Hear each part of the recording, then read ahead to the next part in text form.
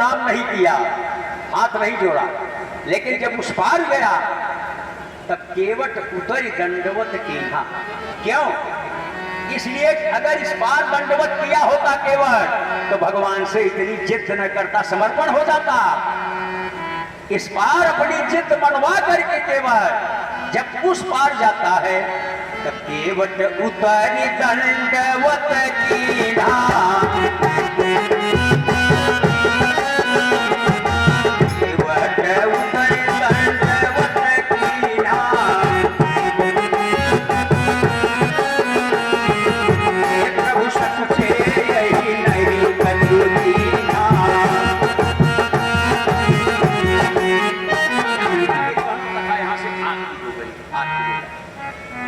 राम जी को संकोच हुआ, केवट गरीब है, नैया से इस पार उतारा है, इसको उतराई देना है, उतराई देना।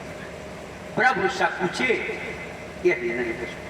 ध्यान देना बिल्कुल, आपके सामने अगर आपके पति को किसी बात को लेकर संकोच हो, उस संकोच को दूर करना अर्धांगिनी की हैसियत से आपका धर्म होता है।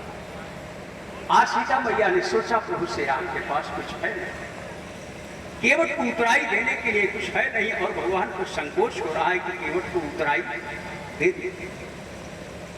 सीता मैया ने प्रसन्न चित्त से, मुदित मन से पति के मन की बात को जान गई। राम जी ने कहा नहीं कि मृतिका दे दो, लेकिन धर्म पत्नी वही है जो पति के बिना कहे पति के मन की बात को जानता है, और पति वही है जो पत्नी के बिना कहे पति के मन की बात जानता है। यही पत्नी का संबंध। राम जी ने कुछ कहा नहीं, लेकिन सीता जी समझ गई। सियहि पिय की जान निहारी,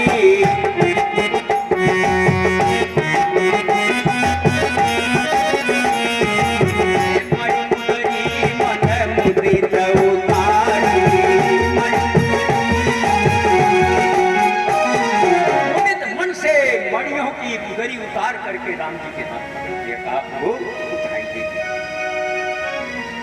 राम जी ने केवट के हाथ पर मुद्रिका रखना चाहा, भैया उतराई ले लो। कहा सरकार आप पढ़े लिखे नहीं, गरीब, लेकिन इस बार मैंने सौगंध खाया है आपके बाप नहीं ना तो उतराई चाहो, और इस बार आकर के अगर आप मुझे उतराई देंगे तो मेरी कसम का क्या होगा, सौगंध का क्या होगा, उतराई देंगे। लक्ष्मण ने कहा ले आइए हम दे, एक बड़ा तीर दिखाए थे, धमकाए थे। राम जी ने मुस्कुरा के लक्ष्मण के हाथ में मुद्रिका रखी, कहा दे दो तुम। जैसे लक्ष्मण ने मुद्रिका केवट की तरफ बढ़ाया, कहा उतराई देता है, अपार तीर मारत का है, उतराई देता है, चल रखा फालतू बकवास के लिए। लक्ष्मण जी शर्मिंदा होकर के मुद्रिका मैया जानकी के हाथ पर रख दी। मैया जानकी ने जैसे ही मुद्रिका बढ़ाया केवट की तरफ, ध्यान देना मेरी आज केवट दौड़ करके मां के चरणों को पकड़ लिया, कहा मां पढ़ा लिखा नहीं, गरीब हूं मां, संस्कार है, संस्कार भी है। जब आपके पिता ने इन्हीं चरणों को धोया था मिथिला में,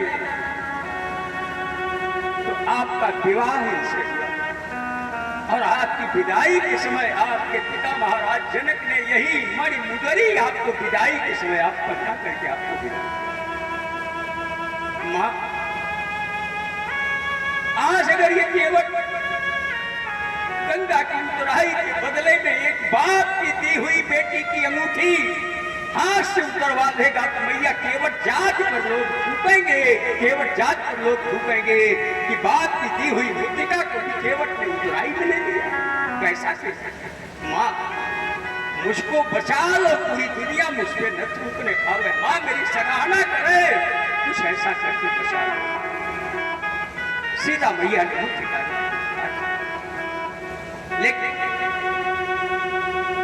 दिया बहुत के न प्रभु लखन सिय नहीं कछु केवट ले, पिता की करुणायतन भगति विमल बर दे।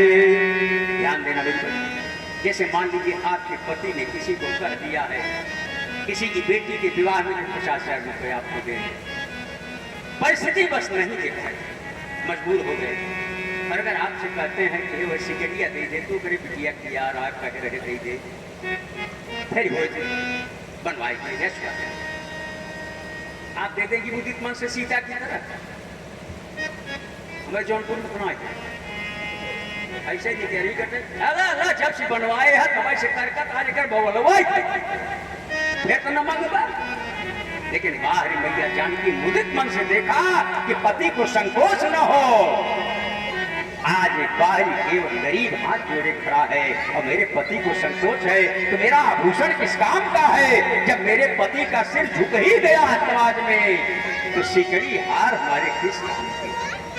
यही तो आपका आचार विचार है, आपकी ही मर्यादा है कि आप अपने पति के सिर को न झुकने दें। लेकिन हाँ एक बात है, अगर पति दारूबाज अब मांगे तो कत्ते ही नहीं या स्पीड से कर कह देना नहीं हरे कर रहे भैया से ला कर भरवाई मत देना।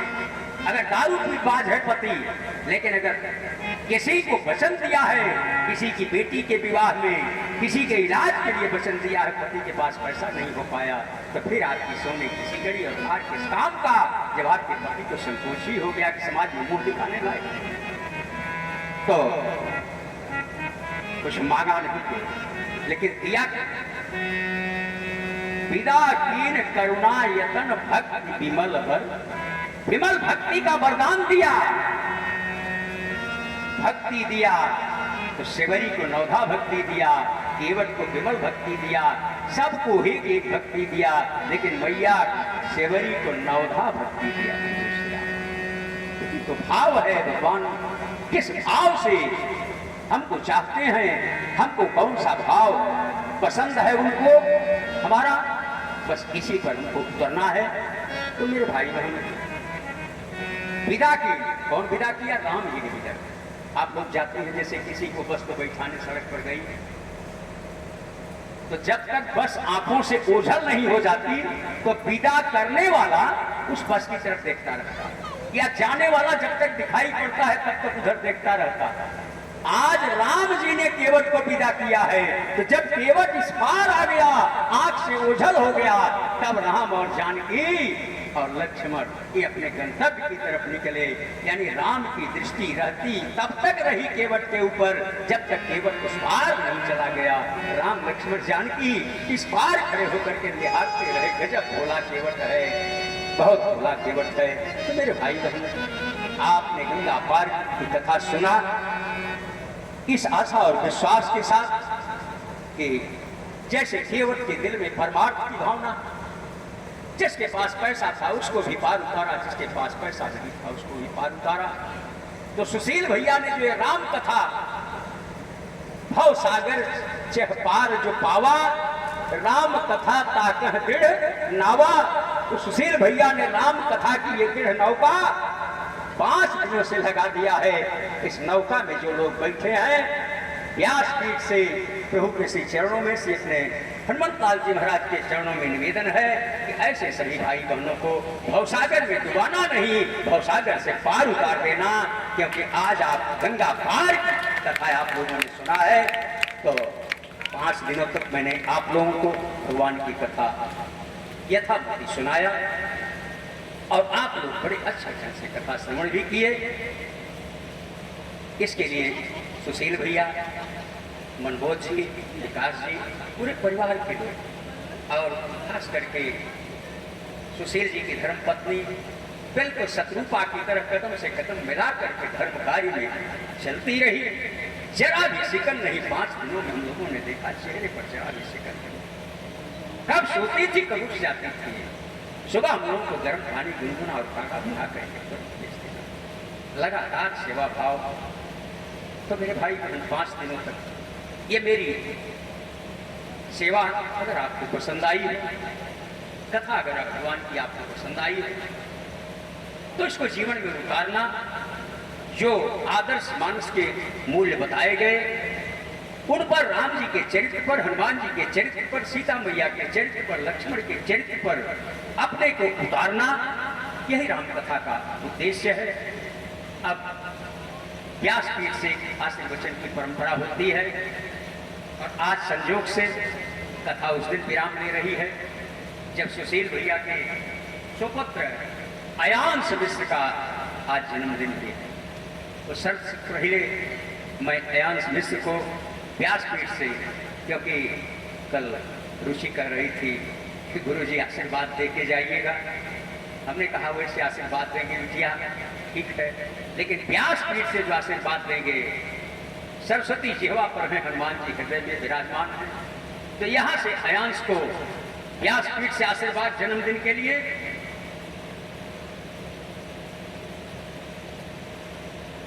अयांश का जीवन उज्जवलमय है और जो आशीर्वचन सीता मैया ने हनुमान जी महाराज को दिया था, वही आशीर्वचन अयांश के कि अजर अमर गुण सुत निधे हो,